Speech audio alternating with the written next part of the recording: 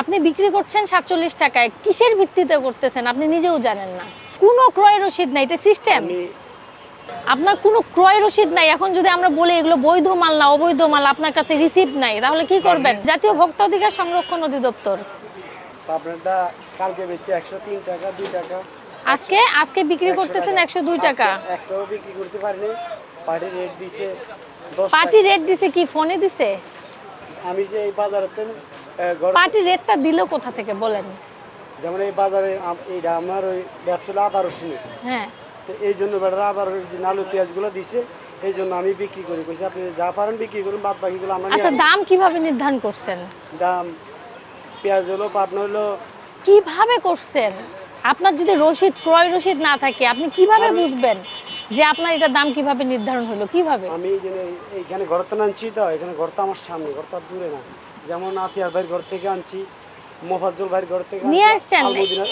এটা কি কিনে নিয়ে আসছেন না এমনি নিয়ে আসছেন? ওরা আমারে বেচতে দিছে, কমিশন হিসেবে বেচতে দিয়েছেন। তো বিক্রি করতে কত বলছে আপনাকে? বিক্রি করতে বলছে আলু 47 টাকা 48 টাকা। তো উনি যে 47 টাকা বিক্রি করতে বললো, তো উনার ক্রয় রসিদ মানে কত লেখা আছে এটা কিভাবে বুঝবেন? এটা তাহলে অবর্তন কেনা কত?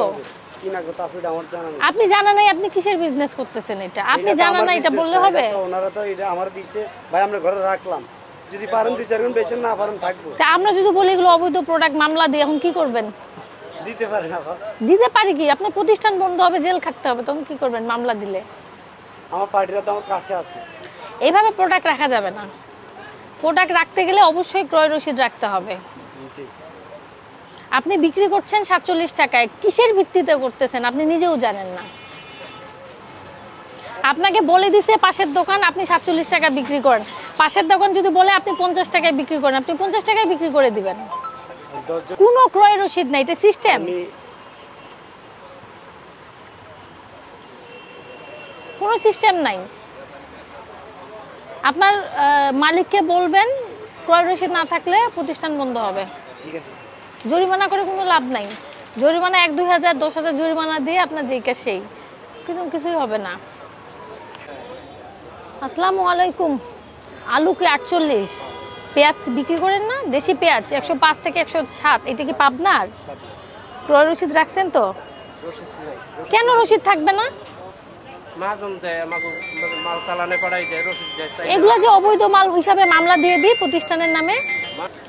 রসিদ ছাড়া বিজনেস হয়? হ্যাঁ, মহাজন কেন থাকবে? মহাজন বাড়িতে নিয়ে যায় কি করে? রসিদ কি করে? যদি মনে করেন যে মহাজনের কাছেও রসিদ থাকবে, প্রতিটা রসিদ ফটোকপি করে মহাজনের কাছে রাখবেন, এইখানেও রাখবেন, পারলে আরেকটা দোকান থাকলে আরেকটা দোকানে রাখবেন।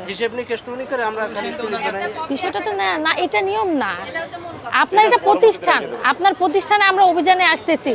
আপনার প্রতিষ্ঠানে আপনি কত দামে কিনছেন, কত দামে বিক্রি করছেন, এগুলো তথ্য না দিতে পারলে আপনার প্রতিষ্ঠান বন্ধ করে দিব। সোজা সাপটা কথা, একদম সোজা কথা, বন্ধ করে দিব।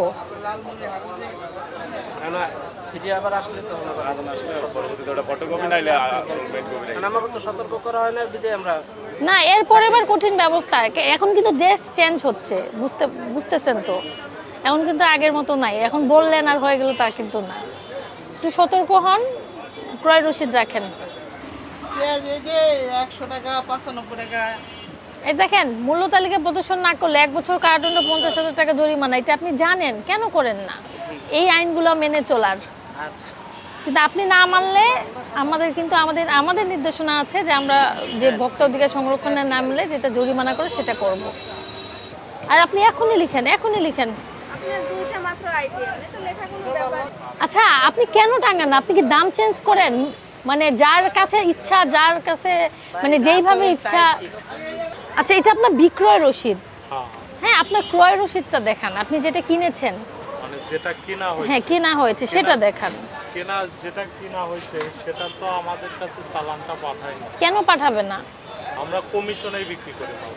আচ্ছা, আপনাকে কমিশন, শুনেন, আপনাকে কমিশন দিলেও আপনাকে যে পাঠাইছে আপনাকে মূল্যটা কিভাবে বলছে বলেন? বলছে যে আজকে আপনাকে বললো, আপনি শুনে নিলেন? এটা তো মোবাইলে বলে দিল। মোবাইলে বিজনেস করেন? এটা তো আর আপনার হচ্ছে না, এটা তো চলবে না, মোবাইলে বিজনেস তো চলবে না। আপনাকে বললো একটা রেট মোবাইলে, আপনি ওইটা ধরে বিক্রি করলেন, কিন্তু সেটা তো নিয়ম না। আপনার থাকতে হবে ক্রয় রসিদ। আপনি কমিশনে বিক্রি করেন বা কিনে আনে বিক্রি করেন, যে আপনাকে পাঠাচ্ছে তাকে বলবেন ক্রয় রসিদ না দিলে জরিমানা হবে। আচ্ছা, ঠিক আছে। এটা নতুন কথা না, অনেকবার বলা হয়েছে। না মানে এখানে কোনো হচ্ছিল কিনে আনে নাই। আপনার কোনো ক্রয় রসিদ নাই। এখন যদি আমরা বলি এগুলো বৈধ মাল না অবৈধ মাল, আপনার কাছে রিসিপ্ট নাই, তাহলে কি করবেন? রিসিট আছে যে তা আপনি আজকে- দেখান, আজকে রিসিপ্ট দেখান। এই যে আজকে এই যে ধরেন দেখান। এই যে আলু আসছে, ঠিক আছে, এই যে আলু দেখান। যেমন এখানে লিখছে কত? এখানে 234। এটা ট্রাক ভাড়া। এখানে তো ট্রাক ভাড়া চাচ্ছি না, আমরা চাচ্ছি আলুর ক্রয় মূল্যটা। এটা হচ্ছে ব্যাপারী দিতে পারে। ব্যাপারী দিয়েছে, সেটা ট্রাক ভাড়া দিয়েছে, মানে ট্রাকে যে আসছে সেটার ভাড়াটা, কিন্তু আলু যে ক্রয় করছে সেটার রিসিপ্টটা কই? যে আলু এটা ক্রয় করছে আপনার জানা মতে হচ্ছে উনি জানা মতো বললে হবে না, আপনার মানে কাগজে এটা কলমে মানে থাকতে হচ্ছে হবে, কাগজটা দিতে হবে। কাগজে থাকতে হবে।